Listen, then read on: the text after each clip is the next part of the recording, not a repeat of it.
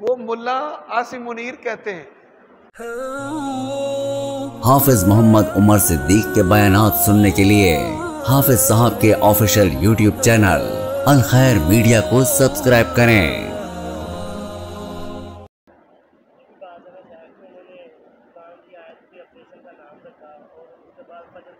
ماشاءاللہ قرآن مجید کی آیت کے نام پر آپریشن کا نام رکھنا اور پھر فجر کے وقت سنت کے مطابق حملہ کرنا اور پھر فالمغیرات صبح، ماشاءاللہ تبارک اللہ، یہ اللہ تعالیٰ نے اپنے کلام کی برکت سے ان کو فتح عطا کی ہے، نصرت عطا کی ہے، قوت عطا کی ہے۔ یہ جو لڑائی ہے، یہ لڑائی جو ہے یہ انڈیا پاکستان میں نہیں ہے، یہ لڑائی کروائی گئی ہے۔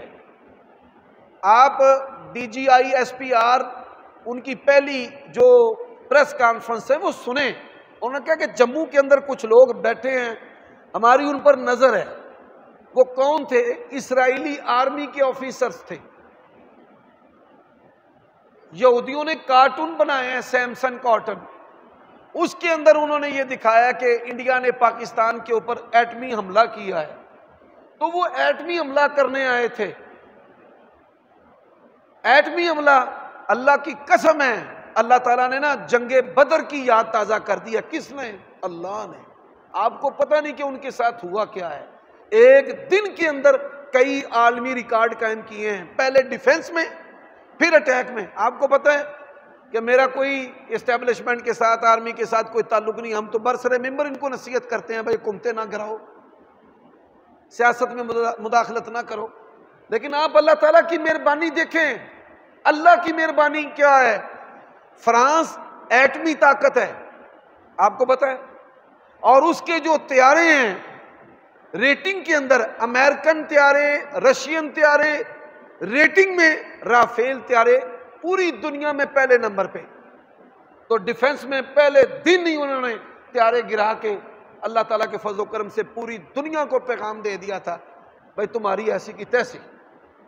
پھر آپ یہ سن کر حیران ہوں گے، S-400 انڈیا کے پاس 3 سسٹم ہے۔ 3 یہ سسٹم کیا ہے کہ ہر قسم کا جو میزائل ہے، وہ کیمیائی ہو، وہ کروز ہو، وہ بالسٹک ہو، کسی بھی قسم کا، اس کو ڈیٹیکٹ کرتا ہے، ڈیٹیکٹ کر کے اس کو گرا دیتا ہے۔ دلی جو ان کا کیپٹل ہے، اس کے اندر پاکستان نے فتح 1 جو میزائل ہیں وہ مارے ہیں۔ ہمارے ہاں یہ نندی پور کے پاس میرے رشتہ دار ادھر رہتے ہیں، پورا پنڈ اکٹھا تھا، ان کے سامنے انہوں نے گاڑی کے اوپر لانچر تھا، یہاں سے مارے ہیں میزائل گجرانوالہ کے مضافات سے۔ تو آپ دیکھیں انہوں نے کیا کیا، انہوں نے ان کا پورا ملک جو ہے ہیک کر لیا، سائبر اٹیک کیا۔ سائبر اٹیک، جو پڑھے لکھے لوگ ہیں ان کو سمجھ آ جائے گا، سائبر اٹیک ہر چیز ان کی ہیک کر لی۔ ان کے آرمی جو کمانڈ روم ہے اس کے اندر کیا ہو رہا تھا یہ سب سن رہے تھے بیٹھ کے۔ چائنیز سیٹلائٹ کے ذریعہ انہوں نے ہر چیز جام کر دی، یہ بھی اللہ کی مدد ہے۔ پھر دہلی تک پاکستانی طیاروں کا جانا، بمباری کر کے واپس آ جانا۔ وہ اب چیخ رہے ہیں کہ جموں سے لے کر گجرات، بمبئی، ہماری چوٹیوں سے لے کر ہمارے سمندر تک پاکستان نے مارا ہے اور بڑی بری طرح مارا۔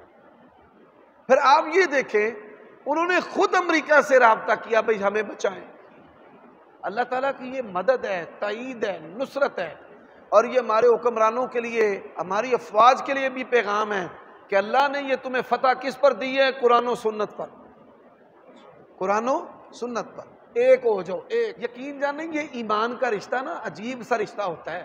آپ کا کوئی نافرمان بیٹا بھی ہو نا، یا آپ کا بڑا سخت بھائی بھی ہو، اس کو تکلیف پہنچے نا تو بندہ بے چین ہوتا ہے۔ یہ جب مسجدوں پہ حملے ہوئے نا، جماعت الدعوہ کی مسجد پہ، مسجد ام القریٰ، اللہ کی قسم ہے مجھے ساری رات ہی نیند نہیں آئی، ساری رات پاسے ماراں تے دعاواں کراں، پاسے ماراں تے دعاواں کراں۔ پھر جس لئے انہوں نے ماریا تے پھنڈیا، میں کہ الحمدللہ بنعمتہ تتم الصالحات۔ مسجد سبحان اللہ۔ کچھ انڈین اہل حدیث ہیں جو میرے ساتھ فیس بک پر جڑے ہیں، سوشل میڈیا پر، تو میں نے کہا بھائی یہ مسجد سبحان اللہ جو 3 سال کا بچہ ہے، 10 سال کا بچہ ہے، 7 سال کا بچہ ہے، یہ دہشت گرد ہے۔ اور پھر اللہ تعالیٰ نے ان حالات کے اندر ہماری فوج کو ایک اور بھی بصیرت دی ہے کہ جو مدثر ہے وہاں پہ چوکیدار جو بیچارے شہید ہوئے وہ چوکیدار تھے، خادم تھے مسجد کے جو شہید ہوئے ہیں، تو پھر بڑی حوصلہ افزائی کی، آرمی کی قیادت آ گئی، پولیس کی قیادت آ گئی، اداروں کی قیادت آ گئی، ایک عام مسلمان کی شہادت میں پھر تیمارداری کرنے جانا، پھر ان کے جنازوں کے اندر شامل ہونا، یہ بھی قابل تحسین کہ یہ عمل جو ہے یہ شاباش